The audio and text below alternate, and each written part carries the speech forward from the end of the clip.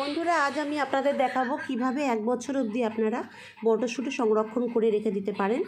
এখন মটরশুঁটির দাম অনেক কম, তাই এখন আপনারা কিনে এটা তৈরি করে রাখতে পারেন। টাকা দিলে তো সারা বছরই সব কিছু পাওয়া যায়, কিন্তু তখন কিন্তু প্রচুর পরিমাণে দাম হয়। তো চলুন দেখি কিভাবে এটা তৈরি করতে হবে। প্রথমে আমি কড়াইতে কিছুটা জল নিয়ে নিয়েছি, সেই জলটা গরম হওয়ার জন্য অপেক্ষা করব। জলটা গরম হয়ে যাওয়ার পরে এতে আমি 1 চামচ চিনি দিয়ে দেবো। চিনিটা কেন দিলাম এটা আমি পরে জানাবো আপনাদের। এবার আমি ছুলে রাখা মটরশুঁটিগুলো এই গরম জলের মধ্যে দিয়ে দেবো।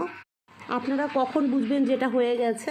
দেখতেই পাচ্ছেন কিছু ওপরে ভেসে আছে, কিছু মটরশুঁটি নিচে ডুবে আছে। যখন দেখবেন সব মটরশুঁটি ওপরে ভেসে উঠেছে, তখন এটা কমপ্লিট হয়ে যাবে।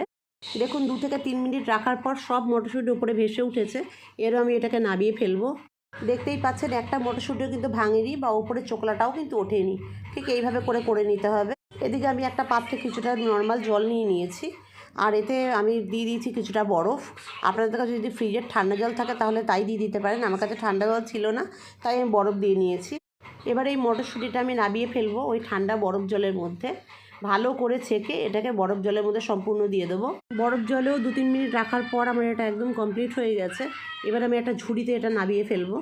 চিনিটা কেন দিলাম এবার আমি আপনাদের জানাবো। চিনিটা দেওয়ার কারণে কিন্তু যে মটরশুঁটির কালারটা সবুজ ছিল, ওরকম সবুজই রয়েছে, এটা কিন্তু ফ্যাকাশে কালার হয়ে যায়নি। সেই জন্য চিনিটা দেওয়ার প্রয়োজন। আপনারা চিনি না দিলেও পারেন। এবার আমি ছাদে চলে এসেছি একটা সুতির কাপড় আর মটরশুঁটিগুলো নিয়ে। আমার কাছে সাদা কাপড় ছিল না, তাই আমি এটাই নিয়েছি। এর উপরে আমি মটরশুঁটিগুলো ভালো করে ছড়িয়ে দেবো। অন্তত 2 থেকে 3 ঘন্টার জন্য আমি এটা রোদে রাখবো।